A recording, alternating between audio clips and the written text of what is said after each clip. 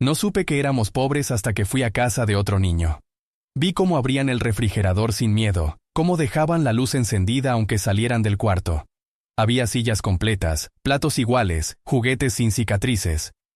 Recuerdo que regresé a casa ese día sin decir nada. Solo me senté en la cama, miré el techo de lámina oxidada, y sentí una vergüenza que no entendía del todo, pero que se me instaló en el pecho como si fuera mía. Crecí en un hogar donde las paredes eran delgadas, y los silencios pesaban más que los gritos. No había un padre. Nunca lo hubo. La historia oficial era que se había ido, pero nadie decía a dónde. Mi madre trabajaba desde que salía el sol. Volvía con la espalda doblada y los ojos apagados, y aún así buscaba en mí algo que valiera la pena sostenerse. Yo aprendí a no molestarla. Aprendí a leer sus gestos, a entender que su cansancio no era enojo, que su silencio no era desprecio, que su amor no tenía tiempo para manifestarse. Nunca faltó lo básico. Pero lo básico a veces no basta. El arroz venía sin carne, el pan sin mantequilla, la ropa sin etiquetas, y los cumpleaños sin pastel. No me quejaba, no porque fuera noble, sino porque no conocía otra forma de vivir. En la escuela me sentaba atrás, no porque no pudiera entender, sino porque mi cuaderno estaba lleno de hojas recicladas y mis zapatos hacían ruido al caminar. No quería que me miraran, no quería ser motivo de lástima. Me acostumbré a observar en silencio, a guardar todo lo que sentía en un lugar muy hondo, donde no molestara a nadie. Nunca pedí nada, nunca exigí, nunca reclamé. Aprendí que quien no estorba, sobrevive. Con los años, ese pensamiento se convirtió en mi forma de estar en el mundo. Mi madre me decía que yo era tranquilo, pero no era tranquilidad, era miedo. Miedo de hacer más peso del que ya cargábamos. Miedo de ser una decepción sin siquiera intentarlo. Do de necesitar algo y no encontrarlo nunca. La vida era trabajo. Y el trabajo, un castigo silencioso que uno tenía que aceptar sin rechistar. A los 12 años empecé a acompañarla a limpiar casas. Yo no hablaba con los dueños, solo seguía instrucciones. Barría, lavaba, cargaba. Me dolía la espalda, pero más me dolía ver a mi madre tratarse como si no existiera. Cuando volvíamos a casa, yo trataba de hacerla reír. A veces lo lograba, pero su risa duraba segundos, como si la culpa se la tragara de inmediato. Crecí con la idea de que amar era sacrificarse, que querer a alguien era desaparecer por él. A los 14, ya trabajaba solo. De lo que saliera. Era bueno con las manos, así que encontraba siempre algo que hacer. Me pagaban poco, pero alcanzaba para lo justo. Me volví adulto sin saber cómo ni cuándo. De pronto ya no tenía espacio para ser niño. Ya no había tiempo para descubrir quién era. Solo sabía que debía ayudar. Que debía mantener. Que debía sostener lo poco que aún nos quedaba. Un día conocí a alguien. No fue amor. Fue necesidad. Ella estaba igual de rota que yo. Nos miramos como dos personas que no se quieren mirar al espejo, pero que se reconocen en las grietas del otro. Estuvimos juntos un tiempo. No hablábamos mucho. Compartíamos silencios. Y eso, en ese momento, bastaba. Poco después, ella quedó embarazada. No hubo fiesta. No hubo familia reunida. Solo un dato nuevo que modificaba para siempre el rumbo de mi vida. Ella no quiso seguir conmigo. No por maldad, sino porque ambos sabíamos que no había cimientos. Solo polvo. Me dejó al niño. Dijo que no podía, que no estaba lista, que necesitaba encontrar otra vida.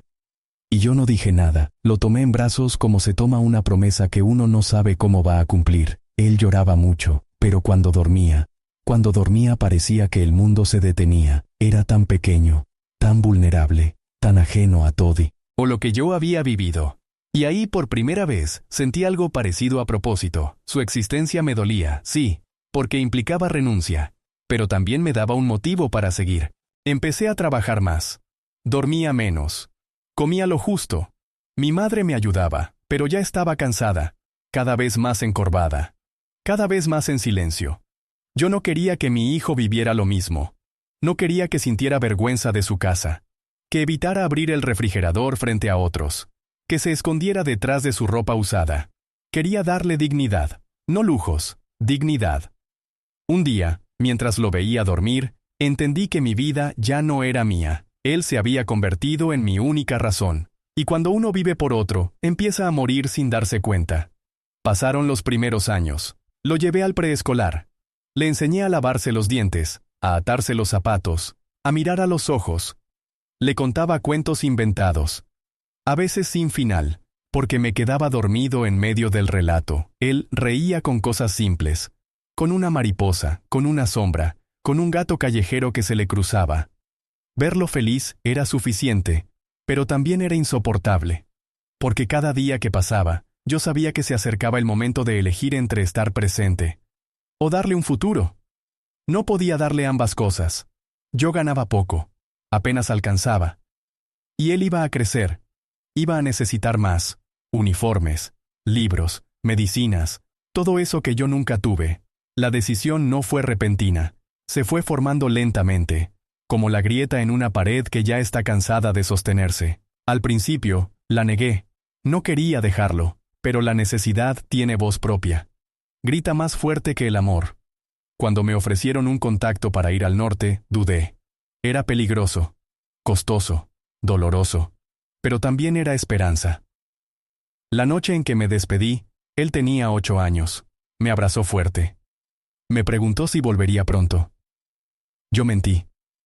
Le dije que sí, que solo iría a trabajar un poco, que pronto estaríamos mejor. Él sonrió. No porque me creyera, sino porque no quería llorar. Mi madre también lloró, pero a escondidas, como siempre lo hacía. O si hasta el llanto le perteneciera a otros, me fui con lo puesto, una maleta pequeña, una foto de él, y una promesa muda que me repetía como un rezo: hazlo por él. Solo por él. El viaje fue largo, duro, lleno de incertidumbre. Pero no quiero hablar de eso ahora. Solo recuerdo que, al cruzar la frontera, sentí que dejaba atrás no solo mi país, sino mi historia, mi nombre, mi cuerpo. Me convertí en otra cosa, algo sin rostro, sin derechos, sin voz, un engranaje más en una máquina que no se detiene. Trabajé desde el primer día, en lo que fuera, lo más bajo, lo más pesado. El idioma era un muro. La soledad, un abismo, pero la foto de mi hijo me sostenía. Cada noche, al mirar su imagen, repetía la misma frase: un día volveré, y él sabrá quién fui. Pero no sabía que los días se alargan cuando no se nombran, que el tiempo duele más cuando se acumula en el silencio. A veces me respondía sus cartas, a veces no, pero yo nunca dejé de escribirle. Le contaba cómo me iba, lo mucho que lo extrañaba, lo orgulloso que estaba de él. Me inventaba historias de aventuras para que no pensara en la dureza de mi vida. Y mientras él crecía, yo envejecía. Cada cana en mi cabeza era un día lejos de él. Cada arruga, una palabra no dicha. Cada dolor en la espalda, un paso más hacia la ausencia. Pero no me importaba, porque yo no vivía para ser feliz. Vivía para que él pudiera serlo. Y eso, en ese momento, me parecía suficiente. Llegar fue como volver a nacer, pero sin calor, sin brazos que sostengan, sin nombre que te dé sentido. Fue caer en un mundo donde nadie me esperaba y donde mi historia no tenía peso. Allá, lo que yo era no servía. No importaba de dónde venía ni cuánto había soportado. Solo importaba que estuviera dispuesto a aguantar un poco más. Al principio, todo fue confusión. Ruido, olor a aceite, a concreto mojado, a cuerpos que caminan sin mirar. Nadie hablaba mi idioma, nadie preguntaba nada. Me indicaban con gestos, me empujaban con ojos, me medían por lo que podía cargar, no por lo que podía sentir. Dormía en una habitación compartida con otros 5, camas frías, colchones flacos, paredes sin cuadros. Nadie hablaba por gusto, todos estábamos allá por necesidad, y la necesidad no deja espacio para la conversación, solo para el esfuerzo. Despertaba antes del sol, caminaba, esperaba. Me subía a una camioneta con otros hombres, nos dejaban en obras, en fábricas, en campos. Yo decía que sí a todo, aunque no supiera cómo, aunque doliera. Las manos se me partieron, se agrietaron, empezaron a sangrar, me quemé, me corté, pero jamás me detuve, porque mientras yo trabajaba allá, él crecía allá lejos, y necesitaba cada centavo. El primer dinero que envié lo hice con miedo. No sabía si llegaría, no sabía si él me recordaría. No sabía si valía algo más allá del número que depositaba. Con el tiempo, encontré una rutina. Me convertí en lo que esperaban de mí. Silencioso, eficiente, invisible. Nunca me quejé. Nunca discutí. Nunca hablé más de lo necesario. Nadie sabía que era padre. Que había dejado un hijo. Que cada noche me acostaba imaginando su voz, su risa, su estatura nueva. Cada dólar que ganaba era para él. Nunca pensé en ahorrar para mí. Nunca consideré comprarme algo. Mis botas se desgastaban. Mi abrigo tenía huecos. Pero yo lo veía como parte del trato. Yo no estaba allá para estar bien. Estaba allá para que él pudiera estar mejor. Le mandaba cartas, largas, llenas de detalles. Le contaba lo que comía, lo que soñaba, lo que me dolía. Le preguntaba por la escuela, por sus amigos, por sus sueños. A veces respondía, a veces no. Decía que estaba ocupado, que tenía tareas, que no le gustaba escribir, me dolía. Pero me decía a mí mismo que era normal, que los niños cambian, que están creciendo, que es buena señal que tengan una vida llena. Su silencio, pensaba, era señal de que yo lo estaba haciendo bien. Empecé a recibir fotos de él. Cada año, más alto, más serio. Ya no sonreía con la misma libertad. Empezó a vestirse como los demás. A hablar de cosas que yo no entendía. Me contaban que era inteligente, que tenía buenas notas, que hablaba con seguridad, que tenía ideas claras. Me sentía orgulloso. Pero también me sentía cada vez más lejos. Como si él avanzara y yo me quedara congelado en la imagen de aquel niño de 8 años que me abrazó sin soltarme. Con el tiempo, el cuerpo empezó a resentir. La espalda crujía, las rodillas dolían al subir escaleras. La vista se me nublaba por ratos. Pero yo seguía. Porque eso hacía un padre, ¿no? Uno aguanta, uno da, uno desaparece si hace falta. A veces, cuando me sentaba solo después del turno, con las manos sucias y la camisa empapada, me preguntaba cuánto de mí quedaría al final. ¿Cuánto tiempo podría durar así? Pero la respuesta nunca importaba. Porque él estaba estudiando. Él estaba llegando donde yo nunca pude. Eso bastaba. Los años pasaban como días. 1, 2, 3, 4. Cada año lo veía más adulto en las fotos, más distante en sus mensajes, menos interesado en mis historias. Un día le mandé una grabación con mi voz. Le conté un recuerdo bonito de cuando él era pequeño. De cuando jugábamos con un auto hecho con una botella y alambre. No respondió. Semanas después, me escribió. Un mensaje breve. Estoy bien, espero que tú también. Lo leí muchas veces, buscando algo más entre líneas. No encontré nada. Empecé a hablarle menos. No por orgullo, sino por miedo. Llegó un momento en que empecé a contar los días que pasaban sin saber de ellos. Al principio eran horas, luego se convirtieron en semanas, después en meses. Y finalmente, el tiempo ya no tuvo forma. Solo fue un bloque de silencio al que me acostumbré como quien se acostumbra a una herida que nunca termina de cerrar, pero que ya no duele igual. Recuerdo haber mirado el teléfono 1000 veces, esperando una llamada, un mensaje. Cualquier cosa que me dijera que seguía existiendo para ellos, que alguien, aunque fuera uno solo, recordaba que yo era el hombre que lo dio todo, que cambió su historia por ellos. Pero no llegó nada, solo el zumbido del refrigerador, la luz fría de la cocina, y mi propia respiración rompiendo el silencio de un apartamento que ya me parecía prestado. Hubo un día en particular, un domingo. Lo recuerdo porque el supermercado cerraba más temprano, y me di el gusto de llegar a casa antes del anochecer. Había comprado pan dulce, de esos que me recordaban a mi madre. Me senté frente al televisor sin encenderlo. Abrí la caja del pan, partí uno por la mitad, y de pronto me detuve. Pensé en mi hijo. Me lo imaginé a los 8 años, con sus ojos brillantes y los dientes aún incompletos, diciendo que ese era su favorito. Me dolió tanto esa imagen que no pude masticar. Me quedé con el bocado en la boca, mudo, inmóvil, tragando lágrimas en seco. Los recuerdos empezaron a visitarme con más frecuencia, pero ya no eran consuelo. Eran castigo. Como si el tiempo se burlara de mí, trayéndome pedazos de una vida que construí para otros, mientras la mía se deshacía sin testigos. A veces pensaba, ¿será que ya no me necesitan?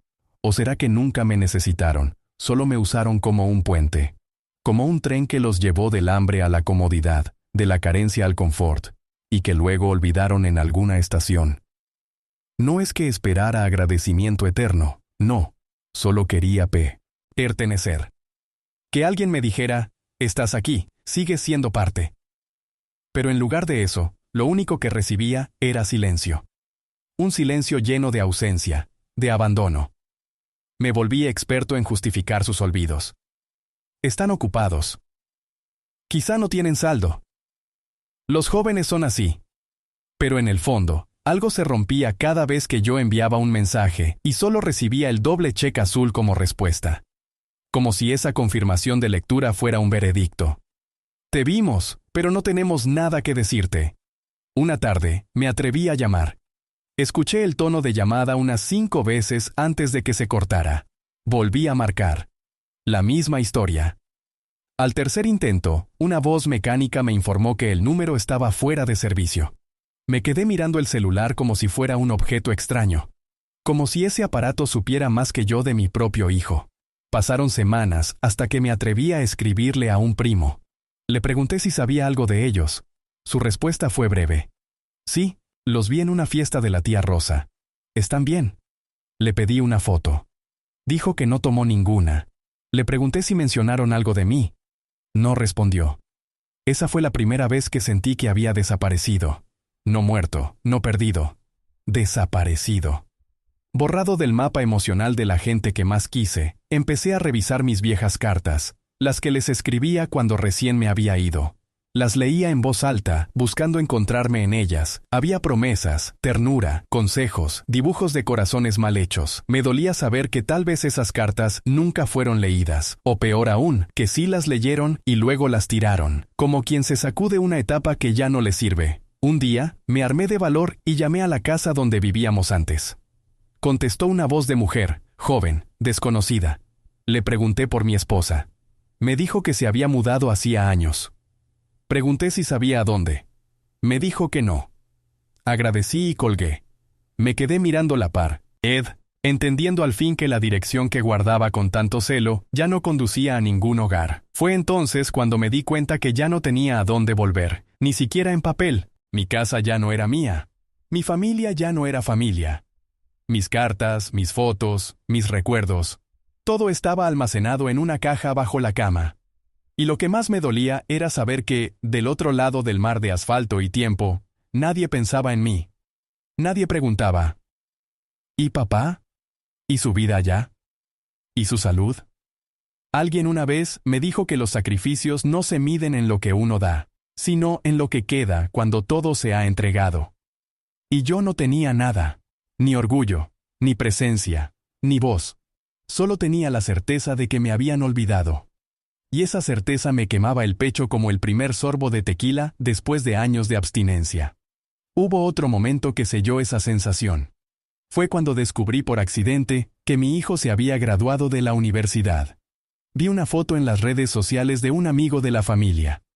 Allí estaba él, con toga y birrete, sonriendo, rodeado de amigos, de su madre, de una mujer que supuse era su novia. Yo no estaba, no fui mencionado, no fui invitado, no existía. Lloré como no lloraba desde la muerte de mi padre. Me arrodillé frente a la cama, no para rezar, porque ya no me quedaban rezos. Lo hice porque necesitaba tocar el suelo, recordarme que aún era humano, que aún sangraba, aunque por dentro, intenté justificarlo. Quizá no me quiso preocupar. Quizá se le pasó.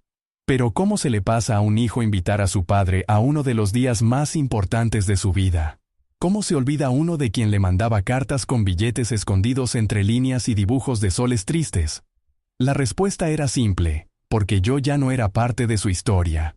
Porque yo fui el precio de su bienestar, no su compañía. Yo fui la distancia que les permitió crecer sin mí. Y ahora que ya estaban grandes, ya no necesitaban el puente que los había llevado hasta allí. Me volví un extraño, un eco, una sombra que existía solo en las fotografías viejas o en alguna conversación breve, donde mi nombre quizás se decía con vergüenza o lástima. Y lo entendí todo una mañana, mientras me preparaba para ir al trabajo. Escuché mi nombre en la radio. Era otro hombre, un criminal. Pero por un segundo pensé que hablaban de mí. Me miré al espejo y sentí miedo. Porque sí, en parte, ese también era yo. Un hombre desconocido, lejano, que había perdido hasta el derecho de ser nombrado. Desde entonces, dejé de enviar mensajes, dejé de preguntar, Dejé de esperar. Aprendí que no hay peor condena que ser olvidado por quienes uno nunca olvidó. Pero en lo profundo, algo seguía latiendo. Algo tercamente humano. Como si una parte de mí se resistiera a morir en silencio. Como si aún esperara que, un día, alguien preguntara por mí. Que dijeran, ¿dónde está papá? Que buscaran entre las cartas, entre los recuerdos, entre los silencios. Que al menos una vez dijeran, nos hizo falta. Y sin embargo, ese día no llegaba. Y cada amanecer era una repetición del anterior. Trabajo, soledad, recuerdos. Como si la vida se hubiera congelado en un invierno perpetuo donde la única certeza era la ausencia. Esa es la verdadera traición. No el abandono físico, sino el olvido emocional.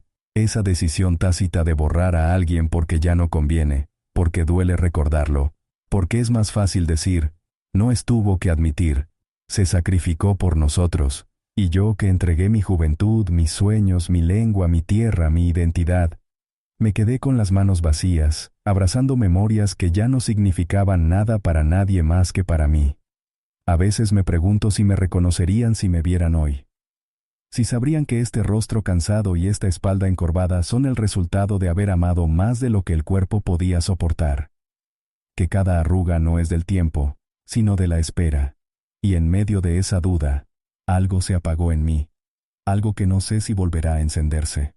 Porque cuando uno comprende de que fue invisible para quienes más amó, ya no hay vuelta atrás. Solo queda aprender a vivir con ese vacío, a hacerle espacio en el pecho como quien acomoda una piedra fría bajo la almohada. A veces me siento en el parque, lejos de los juegos y los gritos, y me quedo mirando el cielo.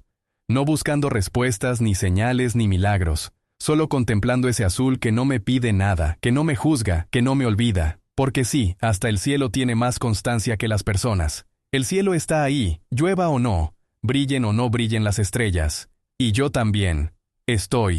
Sigo estando. Aunque nadie mire, mis manos están llenas de cicatrices que nadie pregunta. Cada una tiene su historia.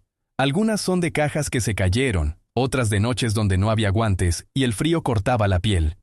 Hay una en particular, en el dedo índice, que me hice el día que no llegó el depósito que prometieron. Recuerdo haber golpeado la pared de rabia. No por el dinero, sino por lo que ese retraso significaba. Mi hijo sin útiles, sin zapatos nuevos, sin el uniforme limpio que tanto me importaba. Pero nunca lo supo. Él solo sabía que tenía lo que necesitaba. Nunca preguntó cómo. Eso es lo que más duele. No el olvido en sí, sino lo fácil que fue para ellos acostumbrarse a no tenerme. A llenar mi ausencia con otras voces, con otros brazos, con otras historias. Yo fui una página que se pasó sin leer. Fui una carta que nunca se abrió. Y ahora soy un buzón vacío. Una dirección sin remitente. Cuando alguien me pregunta por mi familia, respondo con evasivas. Digo que están bien, que viven lejos, que hablamos de vez en cuando. Mentiras pequeñas, piadosas. No para protegerlos a ellos, sino para protegerme a mí. Me han ofrecido regresar. Amigos que aún recuerdan mis primeros años aquí, cuando tenía brillo en los ojos y fuerza en el alma. Me dicen que allá todo está cambiando, que ya es hora de volver y rehacer mi vida. ¿Rehacer? ¿Cómo se reconstruye algo que ya no tiene cimientos? No hay casa que me espere, ni hijo que me reciba, ni tumba siquiera donde pueda sentarme a conversar con los que se fueron. Allá ya no hay nadie que pronuncie mi nombre con ternura, y aquí, aunque no haya amor, al menos hay rutina. Con el tiempo me hice más pequeño, no físicamente sino en presencia. Hablo menos, camino más despacio, no dejo huellas, paso desapercibido, como si fuera parte del mobiliario urbano. Eso me da cierta paz. Ser invisible es una forma de descanso, ya nadie espera nada de mí. Y eso, por raro que suene, alivia, porque esperar es lo que más agota, es lo que más desgasta. Y yo ya estoy cansado, hay noches en las que el insomnio me visita, me levanto, camino sin rumbo por la casa, toco las paredes como si esperara encontrar algo detrás de ellas. A veces me detengo frente al espejo y me miro largo rato. No reconozco al hombre que me devuelve la mirada. Tiene los ojos apagados, las arrugas marcadas, el gesto ausente. Pero en el fondo, aún queda una chispa. Una chispa testaruda que se niega a apagarse del todo. Tal vez sea orgullo, o dolor, o un recuerdo lejano que se resiste al olvido. Esa chispa es lo único que me dice que sigo siendo humano. He pensado en escribirles. No una carta larga ni una súplica. Solo unas líneas para decir que existo, que no guardo odio, que aún tengo el mismo nombre y la misma voz. Pero siempre que intento, algo me detiene. Tal vez el miedo. Tal vez la certeza de que ya no sabrían qué hacer con mis palabras.